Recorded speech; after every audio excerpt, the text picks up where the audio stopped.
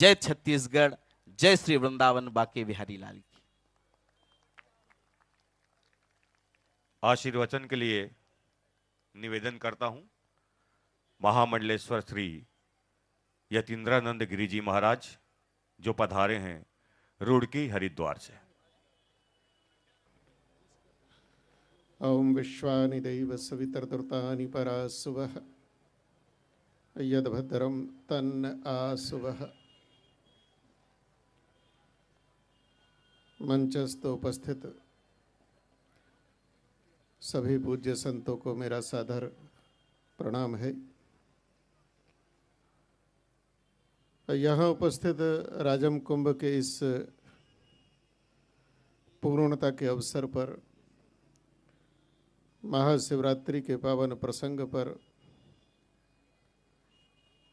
आए हुए सभी भक्तजनों को मेरा ओम नमो नारायण साधुवाद।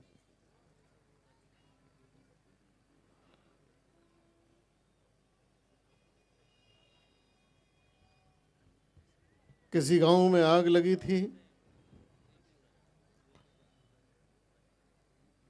लोग गांव छोड़ छोड़कर भाग रहे थे। कुछ लोग आग लगाने की और कोशिश कर रहे थे।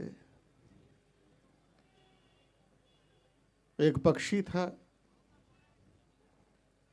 वो उड़कर जाता, अपनी चोंच में और पंखों में अपना थोड़ा सा जल लेकर आता और ऊपर से पानी डालता। किसी ने उस पक्षी को पूछा, अरे पक्षी, इस आग में तू झुलस जाएगा, इतनी भयंकर आग लगी है, दो चार बूंदों से क्या होगा, तो क्यों इस कोशिश में लगा है? उस पक्षी ने बड़ा सुंदर उत्तर दिया और कहा, जब भी कभी इतिहास लिखा जाएगा, कुछ लोगों का नाम आग लगाने वालों में लिखा जाएगा, कुछ का भागने वालों में लिखा जाएगा, किंतु मेरा नाम जब लिखा जाएगा तो आग बुझाने वालों में लिखा जाएगा। यह हमारा देश है, ये भारत देश है।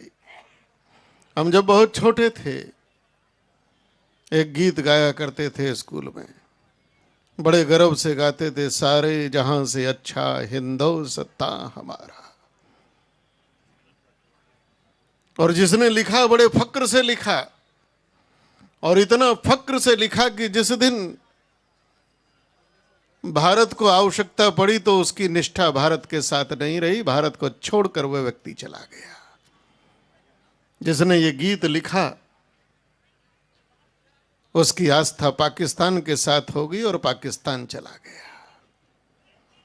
बचपन में गाते थे, लेकिन जब बड़े हुए तो समझ में आने लगा, और आने लगा तो इस गीत को गाना बंद किया। और इस गीत में एक लाइन आई कि हम बुलबुले हैं इसकी, यह गुलसिता हमारा। जब इस लाइन को समझने की बात आई तो हमने समझा कि जो बुलबुल होती है वो कभी बाग नहीं लगाती है, वो कभी बाग को संवारती नहीं है, वो उस बाग को खाद और पानी नहीं देती है। बुलबुल उस बाग का हिस्सा नहीं होती है, बाग को कोई और लगाता है, कोई और सींचता है, कोई और पल्लवित करता है। और जब उस बाग में बहार आती है, उस पर फल आते हैं, फूल आते हैं, कलियां आती हैं, बौर आते हैं, तब ये बुलबुल न जाने कहां से उसकी सुगंध को सूंघ सूंघ कर आती है और उस गुलिस्तान को, उस बाग को नोच नोच कर उजाड़ती है। और जब बाग उजड़ जाता है तो यह बुलबुल भी उस बाग को छोड़कर चली जाती है। जिस मानसिकता ने यह गीत लिखा,